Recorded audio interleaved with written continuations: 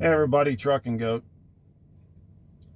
So obviously YouTube took down all my content. Still don't understand why. I think I know who and why. One person has been a thorn in my side for many years. Didn't like that I was talking about my life on the road. I don't know if it was bitterness or if they were just angry because that person couldn't hack it, even though they talked a big game about it.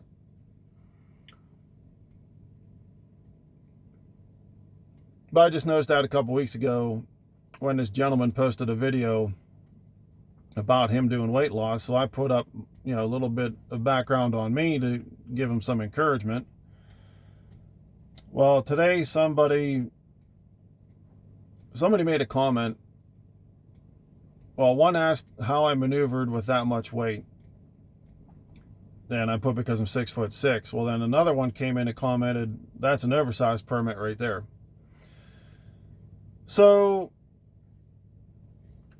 someone else posted something else in relation to the oversized comment about why be disrespectful. He's putting a story out there and being honest or whatever.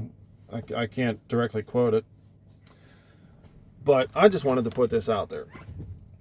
Okay. 523 pounds, but I'm also 6'6". So if you think 523 pounds, you're thinking some short guy that's almost as round as he is tall. Well, definitely wide, but not like you wouldn't guess. Nobody ever guessed that I weighed over 500 pounds because I'm so tall, so it's spread out a little bit. But in terms of how did you get around with that much weight, yada yada, this ties into both comments because the other one about the oversized permit, blah blah blah. I started driving out of high school. I was 250 pounds. It was like right around 250, 260. So when I started packing weight on living in a truck, mobility wasn't an issue because I was putting it on as I was living. So it's not like I just got fat and decided, whatever. I was gradually putting the weight on as I was progressing in my career. So the mobility issue was never an issue. And to top it off, I grew up in the fire service. My father was a firefighter, so I got into it too. And the first department I ran with is only about a mile from where I park right now. They took me in, and I was still, I don't know what I weighed then. I was already driving. It was about 2 years. I think I was 20. So I was probably over 3 at the time. But there was never any, look at this fat guy, he's not going to make it. I was surrounded by an absolutely wonderful group of individuals there.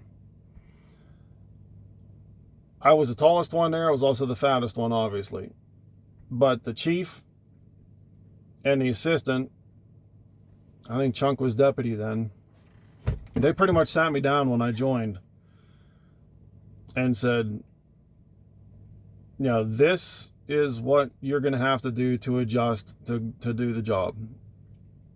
There was never any, you're too fat, you can do this, but not that. It was, you're going to go through the training, we're going to work with you, you're going to, blah, blah, blah, blah. What it came down to was I did the training and then started working with them. It didn't matter what the call was. I was either with them or slightly ahead of them. And if they saw me struggle doing something, they would say, hey, let's try this. We're going here, we're doing this, we do this. You struggled here, so why don't you try doing this? They actually helped me adjust. The way I moved, how I approached the situation. Obviously, every house is different. None of the houses are set up like yours. And very rarely do you find a resident that's calm enough to tell you, go in this door, go up, there's the steps to the second floor. So get a working fire. You're going, you're coming down the road, you see smoke, there's a working fire, yada, yada, yada. You got to be quick about getting in there, getting water on it, put it out. You know the drill. They'd say, okay. Resident said, go in the door, stairs are on the left. You're going to the Bravo Charlie corner, which in the fire service, your front door is your A side, and it goes clockwise.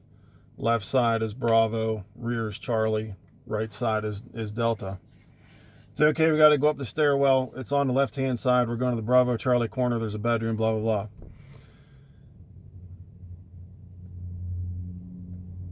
Some people that we encountered over there, they had hoarding issues. So you're going up the stairwell. They're not having any issues, but I'm a little bit wider than them. And not even hoarding, but, people have laundry baskets or boxes. They're moving stuff around. I had a harder time adjusting than they did because I'm a little bit bigger than them, but I always got it done. And they would say, okay, you turned this way and moved in this direction. Why don't you try doing this, try that? We do training at the station, and they would set it up to where you'd have a narrow way to go through. Okay, take the air pack off, get to the other side of the obstacle, put your air pack back on, never let go of your air pack, you're dragging it with you, blah, blah, blah. So they groomed me to be ready for anything. And the one gentleman passed away, but I never got any complaints about anybody about, yeah, you suck, you can't do this. It was always, hey man, awesome job, you were right there, blah, blah, blah. Then I went to the department I ran with most recently when I relocated. And that department worked with my former department. They'd call us, we'd call them. So I got a good, working rapport with a bunch of those guys. So when I went up there, yeah, they had a couple younger guys that were newer that never knew me that are just like, who's this fat piece of shit? Because by then I was already starting to balloon pretty good. And then as soon as we would get something to do, whether it be a call or training, they would just stand there and look at me. It's like, yeah, that's right. The fat guy just did better than you because I've been doing this for X amount of time and I know how to adjust to make shit happen. So maneuverability has never been a problem, even with my weight going up as far as it did. The only thing that my mobility is in a negative was I got an injury to my knee in high school. So even when I was smaller, and then it was worse when I was bigger, but I've had a knee issue. But you get in a firefighter situation, you got to go somewhere, your adrenaline's pumping, you forget about your knee until it's time to go home, and then it's like, oh shit. Home life, as far as mobility, obviously, I'll have to do a video on the whole situation, but if it was out doing something in the yard with the kids, a couple minutes, I'd be wiped out and have to sit down, take a break. But then on the flip side of that coin, if I had yard work to do, now the old house with a push mower and trimming, it took me about an hour and a half to do the main yard and then the side lot. And I wouldn't stop till it was done. My wife used to yell at me all the time because I'd wear myself out because I wouldn't stop, take a break, I wouldn't slow down. It was just, let's get it fired up, let's go. Where we're at now, it's a much bigger yard, takes me a lot longer. Now that I'm skinnier, I'm doing it a lot easier than I did before. And once in a while, I take a break. Now, last weekend, I was doing landscaping on the upper part of the yard. I had to clear out a bunch of overgrowth and junk and rake everything. And I had a buddy coming over. It should have been about a 6 or 7 hour job, because I had to load up the wheelbarrow numerous times, move that to the other end of the property, blah, blah, blah. Well, he was running late, and I got probably 90% of it done in about 3.5 hours. And I was already kicked in the ass by that time. But that's the way I was brought up. If you got a job to do and you start it, you finish it. On that note, that's also been my downfall because I don't know when to take a break. I'm starting to learn that now. You know, I can look at the yard and see, okay, well, I need to do this section, and then this section. I know, okay, well, if I'm doing this section, I know this needs done, this needs done, this needs done. So when I get this done, or I get to this point, we'll stop, take a break for a couple minutes. But I was never like that. Now I am, because I'm getting older, and I enjoy taking a break because the kids are usually there, and go throw the ball to them for a couple minutes or sit down and watch them do something. But the mobility in accordance with my weight has never been a problem. Because like I said, I started driving much lighter than I am, much lighter than I was. So as the weight came on, my daily routine did not change. So no, it did not cause me mobility issues. And I'm 6'6" to answer that question, I think, for like the third time. I apologize.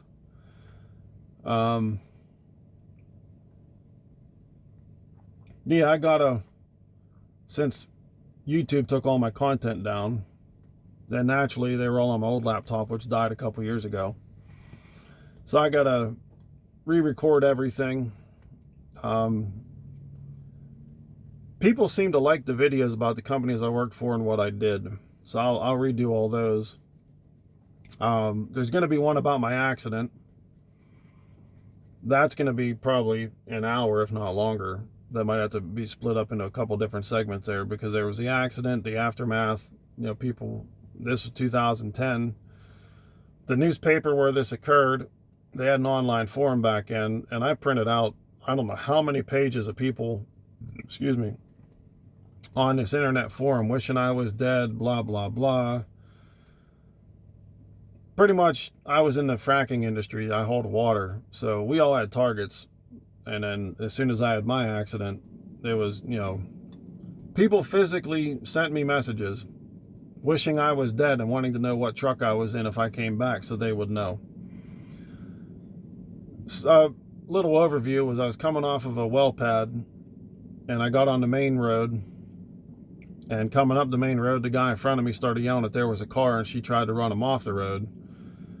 Well, I come up over this little hill, and she's completely on my side of the road, and I moved over to avoid hitting her, and I rolled my truck over. Because what it was Western Pennsylvania, all the well pads were on dirt roads.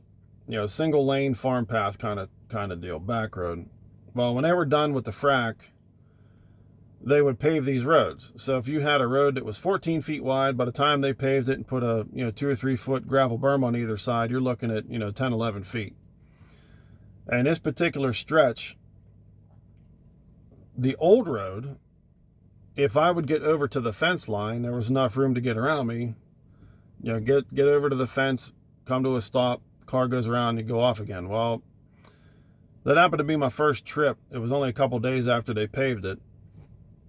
And we'll get more in depth later, but what happened was I moved over to the fence like I was used to on this road, so this crazy could get by. And my tires hit that gravel berm because it was like 1.5 foot higher than the old road used to be, and we went over.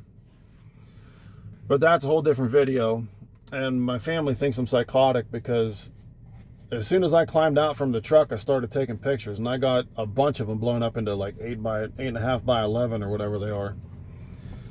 And I printed out all the people wishing I was dead, and some of the emails, because I made a response to that webpage thing where I put my email in there, and yeah, I got some interesting emails out of that. I got a lot of videos I can do around the house of all the updates we're doing to landscaping and stuff we're putting in. I'm working on batting cage now. Got some other landscape projects to do, and then I build plastic model kits. I got to get everything set up for that too. I got a dedicated room. So we're going to start doing that again. I did have the camera out over the weekend, but it's been sitting for years and it didn't want to take a charge. Plug it in to charge it, and it turns on, turns off, and then you unplug it and it says it's got full battery. As soon as you turn it on, it says low battery. So I'm going to pull out one of my old cell phones and use that for the time being. We'll make something work. I just wanted to put this in there. I think I'm going to send that guy a link to this. He can watch the first couple minutes, and understand it. There's no animosity from my part. I don't care if he was trying to be disrespectful or an asshole or what. I really don't care. It's mind over matter. I don't mind because you don't matter. How about that? Opinions are like assholes. Everybody has one. So anyway, I've been sitting in this damn truck for the last like 10, 15 minutes to do this. I want to go home. So everybody have a good day. Stay safe. We'll see you on the next one.